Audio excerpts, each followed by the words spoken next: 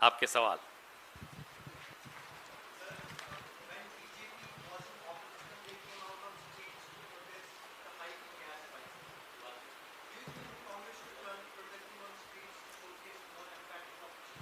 Well, we often come on the streets, we get picked up, we get arrested, we still come back on the streets.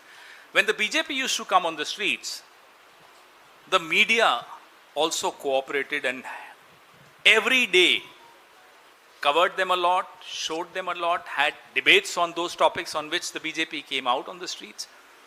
We come out on the streets. You know what are the debates in the evening? योगी ने नमाज पढ़ने से रोका। इससे दो काम होते हैं इनके। एक काम ये कि महंगाई के मुद्दे पर ध्यान नहीं जाए, कांग्रेस सड़क पर है, ध्यान नहीं जाए, हम लोग यहां बैठकर प्रेस कॉन्फ्रेंस कर रहे हैं 1-1 घंटे की, उस पर ध्यान नहीं जाए। दूसरा मकसद क्या हल होता है? पोलराइजेशन का काम चलता रहे, स्लो बर्नर पे कम्युनलिज्म चलता रहे, नफरत की आग धीरे धीरे बढ़ती रहे। ये होता है साहब।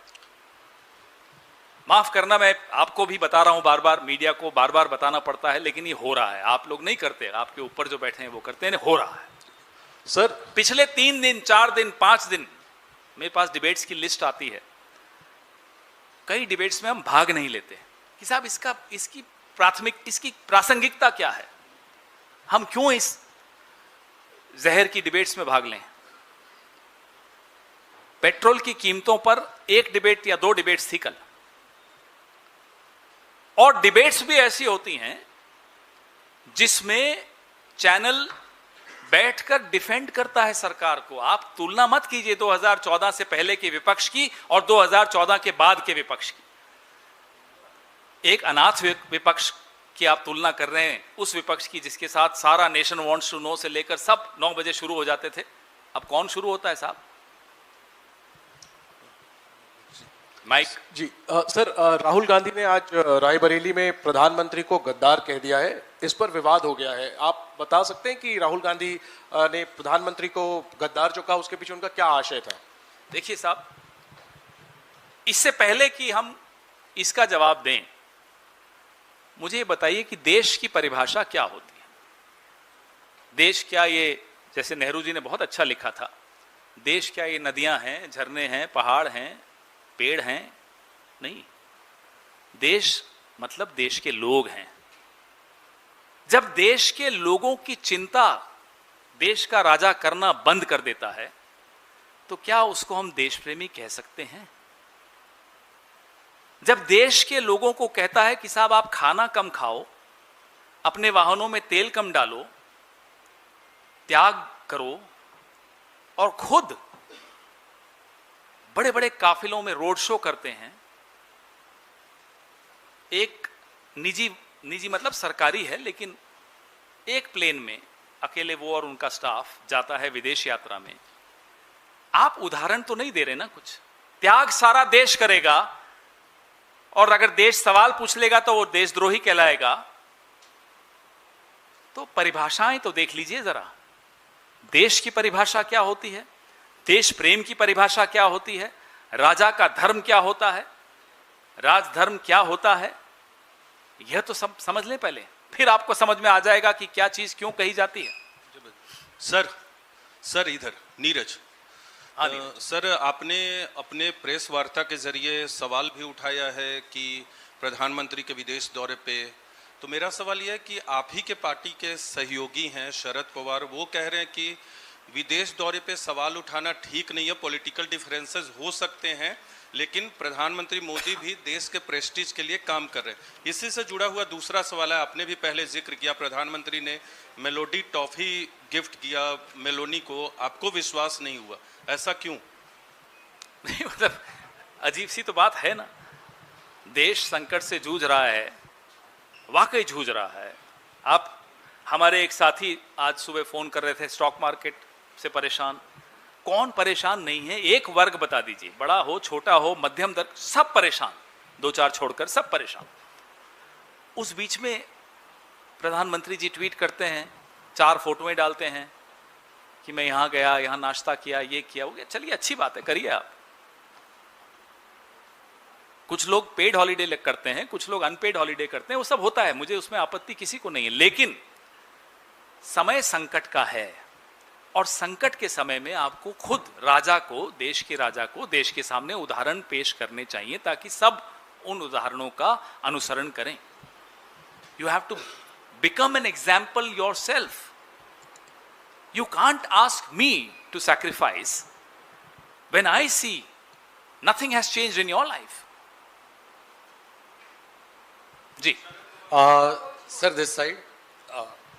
Prime Minister was on visit to Norway, and now we have seen that how Media Daily over there, it has put out a cartoon of Prime Minister Narendra Modi showing him as a snake charmer. What's your response on that, sir? No, I haven't seen the cartoon, but having said that, in a democracy, we are used to a tradition when our prime ministers, whether they were Atalji, let's start from the BJP prime minister, whether it was Atalji, whether it was Narasimha Rao ji, Manmohan Singh ji, Rajiv ji, VP Singh, Devegowda ji, Indra Kumar Gujral ji, Indira ji, show me one prime minister who was afraid of holding press conferences, whether at home or abroad. That's why in the middle of my press conference I said, the media is a mirror that shows you the truth.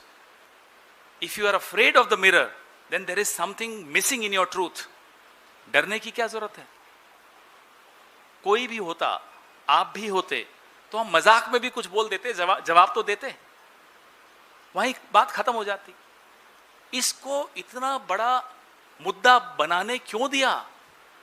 हमें अच्छा नहीं लगता, देश के प्रधानमंत्री हैं, लेकिन हम भी कम्युनिकेशन थोड़ी समझते हैं और जो भी पॉलिटिक्स में होता है वो कम्युनिकेशन समझता है. क्यों मजाक बनने दे रहे हो? दो चार सवालों के जवाब दे देते. हमने कार्टून नहीं देखा तो उस पर हम टिप्पणी नहीं करेंगे. Sir, her social media account has also been suspended. Your own party members are linking it with that particular incident where she has asked a question from the Prime Minister. Do you also believe so that this account suspension is being done only because of that? Look, I have no idea about why and who has done the account suspension. I hope what you and I suspect is not true. Since you wanted me to also repeat the answer in English to the snake charmer thing, I think India is much more than snake charmers. Let everybody in the world know this. So, I haven't seen the cartoon, but I don't want to comment on something which is not really in good taste. Having said that, we are used to a tradition where prime ministers were not afraid of press conferences, were not afraid of questions, had something to say to every question, starting from Nehru ji right up to Manmohan Singh ji. Each and every prime minister held press conferences. There used to be an annual feature, I remember. In Rajiv ji's time, it was more than annual. It was 2, 3, 4 times a year. Why should you allow people to ridicule the country by evading press conferences, by evading questions? Sir, इसी जो राहुल गांधी का रायबरेली का दौरा है, जो उनका गद्दार वाला बयान है, उन्होंने ना सिर्फ प्रधानमंत्री नरेंद्र मोदी को गद्दार कहा है, उन्होंने कहा है कि आरएसएस वाले जब आपके घर में आए तो आप बोलिएगा कि पीएम भी गद्दार है, अमित शाह भी गद्दार है और आपका संगठन भी गद्दार है. देश को बेचने का काम आप लोग ने किया है. तो could you please elaborate in English also, sir, and elaborate this reaction? There is a deep sense of anxiety in the country, in every section of the society. There is a deep sense of betrayal that people feel, people who voted for them especially. There is a deep sense of disappointment, sadness, anger. And as a responsible opposition party, we have to necessarily articulate that anger.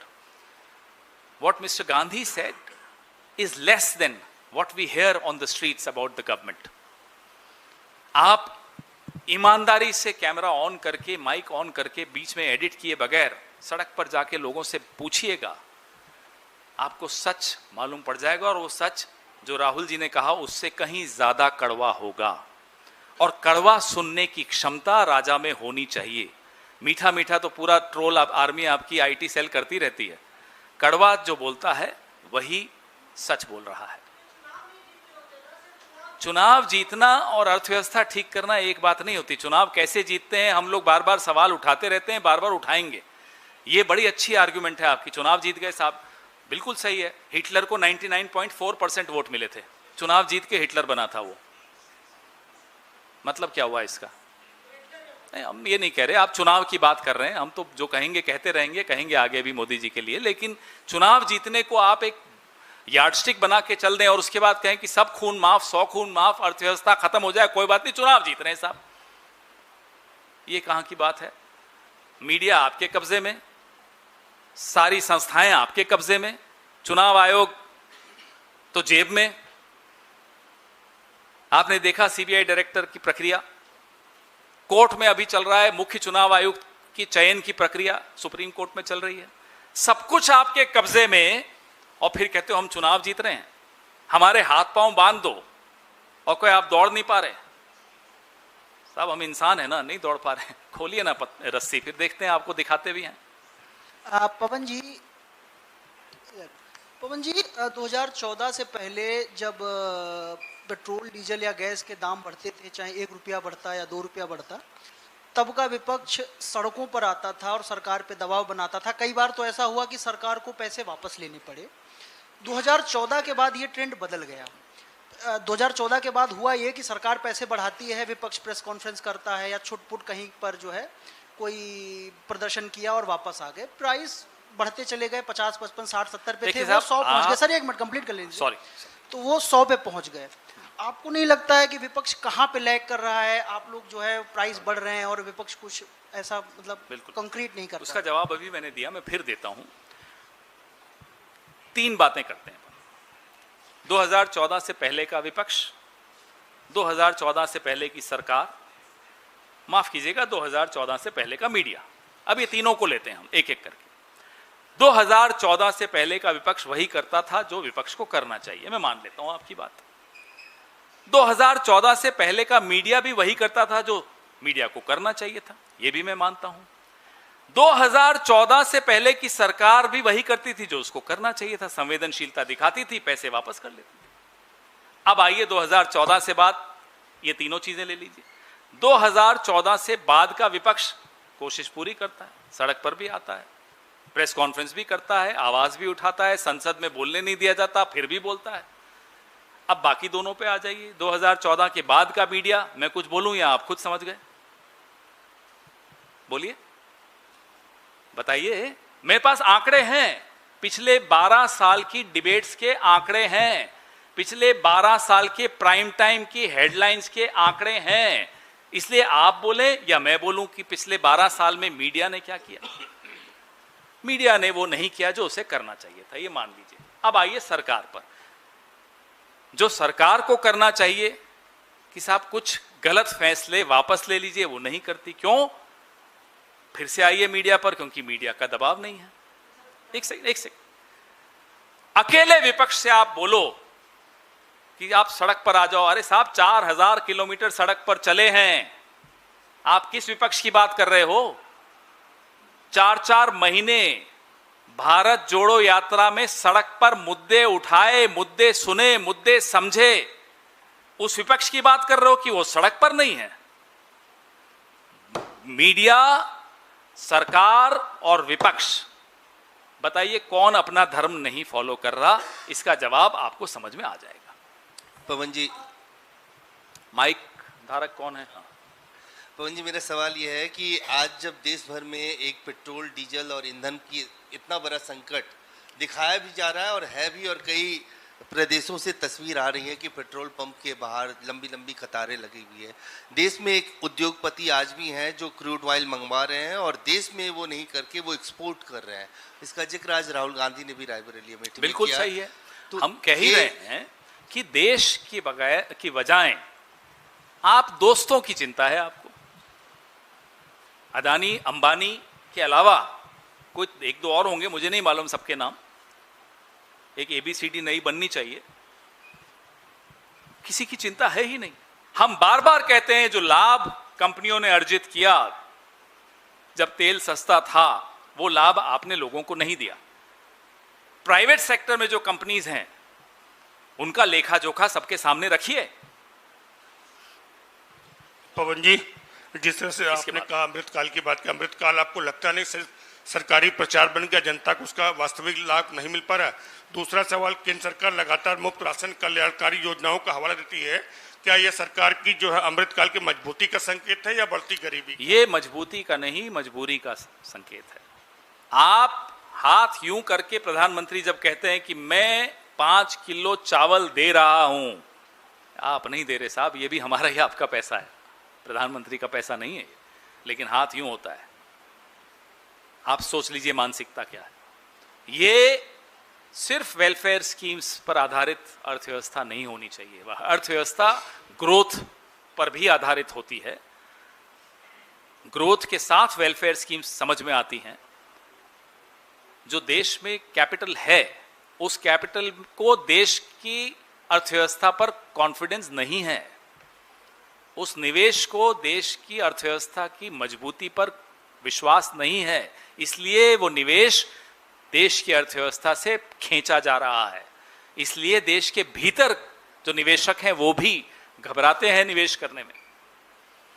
पवन जी, आपने अंतर्राष्ट्रीय मामलों पर सरकार को घेरा है, बिल्कुल सही है, विपक्ष का काम है आईना दिखाना, लेकिन आपकी नज़र में भारत की विदेश नीति में सबसे बड़ी कमजोरी क्या है, जहां पर दिक्कत आ रही है? सबसे बड़ी कमजोरी हमारी विदेश नीति में पिछले 10 साल में, 12 साल में देखने को जो मिली, उन्हें दे दीजिए, वो ये है कि एक व्यक्तिवादी विदेश नीति हो गई है, इंडिविजुअल सेंट्रिक फॉरेन पॉलिसी हो गई। बात देश की नहीं है, बात देश के प्रधानमंत्री नरेंद्र मोदी पर फोकस आ गया, सारा स्पॉटलाइट उन पर। अब वो डायस्पोरा इवेंट करेंगे, वो वहां जाकर अपनी एंडोर्समेंट लेंगे, तालियों की गड़गड़ाहट सुनने का शौक सबको होता है, उन्हें थोड़ा ज्यादा है। तो वो पूरी विदेश नीति एक व्यक्तिवादी विदेश नीति हो गई। उसका नतीजा आज हम भुगत रहे हैं। एक लाइन में तो इसका ये जवाब है, फिर लंबे हमारे और साथी हैं जो एक्सपर्ट हैं फॉरेन पॉलिसी पे, उस पर आप उनसे चर्चा जरूर करिएगा। जी Sir, I just have to ask you that you told us that there has been a convention that prime ministers hold annual press conferences. My simple question is that what is the importance of press conferences? The importance of press conferences is that you can ask questions to your prime minister directly without any mediator, and it should be a completely open exercise without sending questions to the prime minister. Just ask questions. After all, the country also wants to listen to the prime minister, and the country expects the media to ask questions on their behalf. The country cannot go and ask the prime minister. Obviously, therefore, there is a role that the media plays, and a very responsible role that the media plays. So there is definitely an importance of the press conference. Exactly. Right now, it's just Modi ke man ki baat. Ab on kar dijiye. Hello. Thank you very much. Your eloquence is indeed a very masterpiece. Thank you. But when you are selecting Supreme Court judge or a chief election commission, then it is a political question. It is not a question of media. It's not a question of other, ingredients. So when his party is appointing his person, then the political parties are to be united and they have to come to the street, but it was not. Even in the education bill, we have found that it was passed unilaterally. So I feel the coming together of the political parties